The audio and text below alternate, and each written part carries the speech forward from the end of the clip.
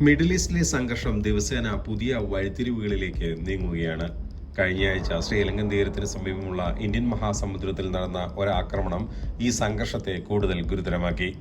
Iran സൈന്യത്തിന്റെ ഔദ്യോഗിക പ്രസ്താവന പ്രകാരം ഒരു ഇറാനിയൻ യുദ്ധക്കപ്പലിനെ ലക്ഷ്യമിട്ട് അമേരിക്ക നടത്തിയ ആക്രമണത്തിൽ കുറഞ്ഞത് 104 നാവികർ കൊല്ലപ്പെടുകയും 32 പേർക്ക് പരിക്കേൽക്കുകയും ചെയ്തു. ഈ സംഭവം ശ്രീലങ്കയുടെ തെക്കൻ തുറമുഖം നഗരമായ ഗാലയിൽ നിന്ന് ഏകദേശം 19 നോട്ടിക്കൽ മൈൽ അകലെയുള്ള സമുദ്രപ്രദേശത്താണ് ഉണ്ടായത്. ബുധനാഴ്ച നടന്ന ഈ ആക്രമണത്തിൽ അമേരിക്കയുടെ ഒരു അന്തർവാഹിനി ഇറാന്റെ ദേന എന്ന ഫ്രിഗേറ്റ് യുദ്ധക്കപ്പൽ മുങ്ങിച്ചതായാണ് റിപ്പോർട്ടുകൾ പറയുന്നത്. ഈ ആക്രമണത്തിൽ നിരവധി ഇറാനിയൻ നാവികർ കൊല്ലപ്പെട്ടതോടെ ഇറാനും അമേരിക്കയും തമ്മിലുള്ള സംഘർഷം പുതിയ തലത്തിലേക്ക് ഉയർന്നിരിക്കുകയാണ്. ഇതിനിടയിൽ ഇറാന്റെ രാഷ്ട്രീയ രംഗത്തും വലിയ മാറ്റങ്ങളാണ് നടക്കുന്നത്. സംഘർഷത്തിന്റെ തുടക്കത്തിൽ നടന്ന അമേരിക്ക-ഇസ്രായേൽ ആക്രമണത്തിൽ ഇറാന്റെ സുപ്രീം നേതാവായ ആയത്തുള്ള അലി ഖമേനി കൊല്ലപ്പെട്ടതായി റിപ്പോർട്ടുകൾ പുറത്തുവന്നിരുന്നു. ഇതിന് പിന്നാലെ ഇറാനിലെ മത നേതൃത്വം അതിവേഗത്തിൽ ഒരു നിർണായക തീരുമാനമെടുക്കുകയായിരുന്നു. ഇറാനിലെ പ്രധാന മതസംഘടനയായ വിദഗ്ധരുടെ അസംബ്ലി എന്ന് വിളിക്കുന്ന ഖമേനിയുടെ മകനായ മുജ്തബ ഖമേനിയെ പുതിയ സുപ്രീം നേതാവായി തിരഞ്ഞെടുത്തിരിക്കുകയാണ്. പ്രാദേശിക ഉദ്യോഗസ്ഥരുടെ വിലയിരുത്തൽ പ്രകാരം ഇത് അമേരിക്കൻ പ്രസിഡന്റ് ഡൊണാൾഡ് ട്രംപ് നടത്തിയ വിമർശനങ്ങൾക്ക് നൽകിയ നേരിട്ടുള്ള മറുപടിയാണെന്ന് കരുതുന്നു.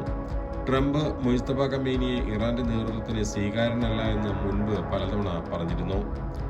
വിശകലന വിദഗ്ധർ പറയുന്നത് മുജ്തബ ഖമേനിയുടെ നിയമനം ഇറാൻ ഒരു വ്യക്തമായ സന്ദേശം നൽകുന്നതാണ്. അമേരിക്കയുമായോ ഇസ്രായേലുമായോ വിട്ടുവീഴ്ചയ്ക്ക് പോകാനുള്ള സാധ്യത ഇറാന്റെ നേതൃത്വം തള്ളിക്കളഞ്ഞു എന്നതാണ്. മിഡിൽ ഈസ്റ്റ് ഇൻസ്റ്റിറ്റ്യൂട്ടിലെ സീനിയർ ഫെലോ ആയ അലക്സ് മതങ്ക പറയുന്നത്, അമേരിക്ക ഇത്രയും വലിയ സൈനിക ഓപ്പറേഷൻ നടത്തി 86 വയസ്സുള്ള ഒരു നേതാവിനെ കൊല്ലുകയും ചെയ്തു.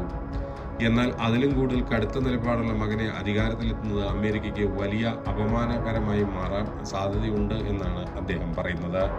ഇറാന്റെ ഭരണസ്വാധീനത്തിൽ സുപ്രീം നേതാവാണ് രാജ്യത്തിന്റെ ഏറ്റവും ശക്തനായ വ്യക്തി. അദ്ദേഹത്തിന്റെ നേതൃത്വത്തിലാണ് വിദേശ നയം, ആണവ പദ്ധതി, സൈനിക തീരുമാനങ്ങൾ എല്ലാം നിയന്ത്രിക്കുന്നത്. പ്രസിഡന്റിനും പാർലമെന്റിനും മുകളിൽ സ്വാധീനമുള്ള അധികാരമാണ് സുപ്രീം നേതാവിനുള്ളത്. മുജ്തബ ഖമേനിയുടെ നേതൃത്വത്തിൽ ഇറാനിൽ കൂടുതൽ കടുത്ത ഭരണമാണ് ഉണ്ടാകാൻ സാധ്യതയെന്ന് വിദഗ്ധർ മുന്നറിയിപ്പ് നൽകുന്നു. ഇറാനിലെ ഇസ്ലാമിക് റവല്യൂഷണറി ഗാർഡ് കോർപ്സ് അഥവാ IRGC കൂടുതൽ ശക്തമാകാനും സാധ്യതയുണ്ട്. ഇതോടൊപ്പം ആഭ്യന്തര നിയന്ത്രണങ്ങൾ കടുപ്പിക്കുകയും പ്രതിഷേധങ്ങൾ അടിച്ചമർത്തുകയും സുരക്ഷാ നടപടികൾ ശക്തമാക്കുകയും ചെയ്യുമെന്നാണ് വിദഗ്ധർ പറയുന്നത്. ടെഹ്റാനുമായി അടുത്ത ബന്ധമുള്ള ഒരു പ്രാദേശിക ഉദ്യോഗസ്ഥൻ പറയുന്നതനുസരിച്ച് ലോകം ഇപ്പോൾ ഖമേനിയുടെ കാലത്തെ തന്നെ ഓർക്കും. മുജ്തബയ്ക്ക് ശക്തമായ കൈകൊണ്ട് ഭരണം നടത്താതെ മറ്റൊരു വഴിയുമില്ല. അദ്ദേഹത്തിന്റെ അഭിപ്രായത്തിൽ യുദ്ധം അവസാനിച്ചാലും ഇറാനിൽ കടുത്ത ആഭ്യന്തര അടിച്ചമർത്തൽ ഉണ്ടാകാൻ സാധ്യതയുണ്ട്. ഈ രാഷ്ട്രീയ മാറ്റങ്ങൾ നടക്കുന്നതിനിടെ ഇതിനകം തന്നെ വലിയ ആഭ്യന്തര പ്രതിസന്ധി നേരിടുന്ന സമയമാണ്. 1979 ഇസ്ലാമിക വിപ്ലവത്തിന് ശേഷം ഇറാൻ നേരിട്ട ഏറ്റവും വലിയ ആഭ്യന്തര പ്രതിഷേധങ്ങളിലൊന്നാണ് കഴിഞ്ഞ വർഷങ്ങളിൽ ഉണ്ടായത്. രാജ്യത്തെ സാമ്പത്തിക സ്ഥിതി ഗുരുതരമാണ്. ഇപ്പോൾ ഇറാനിൽ നേരിടുന്ന പ്രധാന പ്രശ്നങ്ങൾ തകർന്ന സമ്പദ് വ്യവസ്ഥ, കുത്തനെ ഉയരുന്ന പണപ്പെരുപ്പം, കറൻസിയുടെ മൂല്യത്തകർച്ച, വർദ്ധിച്ചു വരുന്ന ദാരിദ്ര്യം ഇവയെല്ലാം ചേർന്നതാണ് ജനങ്ങളുടെ പ്രതിഷേധങ്ങൾക്ക് കാരണം. ഇപ്പോൾ യുദ്ധകാല സാഹചര്യത്തിൽ ഈ സമ്മർദ്ദങ്ങൾ കൂടുതൽ രൂക്ഷമാകാൻ സാധ്യതയുണ്ടെന്ന് വിലയിരുത്തപ്പെടുന്നു. ഇറാനുമായി അടുത്ത ബന്ധമുള്ള മറ്റൊരു വൃത്തം പറയുന്നത് ഇങ്ങനെയാണ്: മുജ്തബ ഖമേനിയുടെ ഭരണകാലത്ത് ആഭ്യന്തര നിയന്ത്രണങ്ങൾ ശക്തമാകും, വിദേശ നയം കൂടുതൽ ആക്രമണാസക്തമാകും. മിഡിൽ ഈസ്റ്റ് ഇൻസ്റ്റിറ്റ്യൂട്ടിലെ മറ്റൊരു വിദഗ്ധനായ പോൾ സലേമിന്റെ അഭിപ്രായത്തിൽ മുജ്തബ ഖമേനി അമേരിക്കയുമായി ഒരു സമാധാന കരാർ ഉണ്ടാക്കാൻ ശ്രമിക്കുന്ന തരത്തിലുള്ള നേതാവല്ല. അദ്ദേഹത്തിന്റെ വാക്കുകൾ പറയുന്നത്, ഇപ്പോൾ അധികാരത്തിലെത്തുന്ന ആരും വിട്ടുവീഴ്ച ചെയ്യാൻ കഴിയില്ല. ഇത് വളരെ കടുത്ത സമയത്ത് എടുത്ത ഒരു തീരുമാനമാണ്. ഇറാനിലെ മത നേതൃത്വം ഖമേനിയുടെ മരണത്തെ വലിയ രാഷ്ട്രീയ പ്രതീകമായി ഉപയോഗിക്കാൻ ശ്രമിക്കുന്നതായി റിപ്പോർട്ടുകൾ പുറത്തുവരുന്നുണ്ട്. അമേരിക്കയെ ഇറാനിലെ പുരോഹിതന്മാർ പലപ്പോഴും മഹാനായ സാത്താൻ എന്ന് വിളിക്കാറുണ്ട്. ഖമേനിയുടെ മരണത്തെ അവർ രക്തസാക്ഷി എന്ന രീതിയിൽ അവതരിപ്പിക്കുന്നു. ചില മത നേതാക്കൾ അദ്ദേഹത്തെ ഷിയ ചരിത്രത്തിലെ മഹത്തായ പ്രതീകമായ ഇമാം ഹുസൈനുമായി വരെ താരതമ്യം ചെയ്യുകയും ചെയ്തു.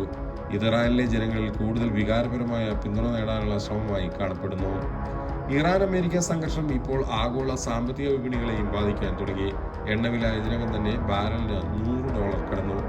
ബ്രെന്റ് ക്രൂഡ് ഓയിൽ ഫ്യൂച്ചറുകൾ $108 മുകളിലേക്ക് ഉയർന്നിട്ടുണ്ട്. ഇത് ലോക സാമ്പത്തിക വളർച്ചയെ ബാധിക്കാനിടയുള്ള വലിയ മുന്നറിയിപ്പായാണ് സാമ്പത്തിക വിദഗ്ധർ കാണുന്നത്. ഇതിനൊപ്പം നിക്ഷേപകർ സുരക്ഷിത നിക്ഷേപങ്ങളിലേക്ക് മാറിയതോടെ അമേരിക്കൻ ഡോളറിന്റെ മൂല്യവും ഉയർന്നു. ഡോളർ യൂറോയോട് താരതമ്യപ്പെടുത്തുമ്പോൾ 3 മാസത്തിനിടയിലെ ഏറ്റവും ഉയർന്ന നിലയിലെത്തി.